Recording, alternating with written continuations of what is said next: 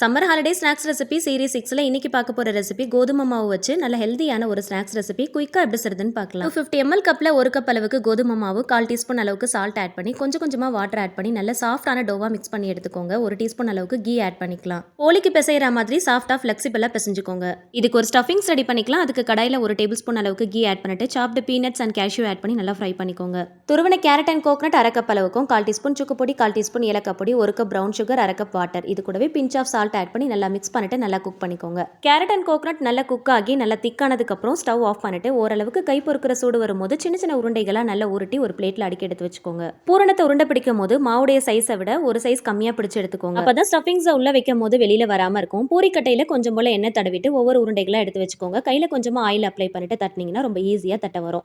நல்ல சாஃப்டா ஃபிளெக்சிபிளா பிசைஞ்சிங்கன்னா இந்த மாதிரி ஈஸியா தட்டி எடுக்கலாம். ரெடி பண்ண ஸ்டஃபிங்ஸை உள்ள வச்சுட்டு இந்த மாதிரி ஃபுல்லா கவர் பண்ணி சீல் பண்ணிக்கோங்க. உங்களுக்கு விருப்பப்படுற ஷேப்ல நீங்க ரெடி பண்ணி எடுத்துக்கோங்க. கொழுக்கட்டை மாதிரி தட்டியும் எடுத்துக்கலாம். சிலிண்ட்ரிக்கல் ஷேப்ல நீங்க ரெடி பண்ணிக்கலாம். இல்லனா இந்த மாதிரி பால் மாதிரி உருட்டியும் எடுத்துக்கலாம். எல்லா பக்கமும் சீல் பண்ணிட்டு ரோல் பண்ணீங்கன்னா நல்ல பால் ஷேப்க்கு வரும். இது அப்படியே இட்லி பிளேட்ல வச்சு ஸ்டீம் பண்ணி எடுக்க போறோம். கரெக்டா ஒரு 20 மினிட்ஸ் ஸ்டீம் பண்ணீங்கன்னா போதும். அதுக்குள்ள எடுத்துட்டீங்கன்னா கோதுமை மாவு சரியா வேகாது. 20 நிமிஷம் வேக வச்சீங்கன்னா நல்லா வெந்து வந்துரும். சாப்பிடுறதுக்கும் ரொம்ப நல்லா இருக்கும்.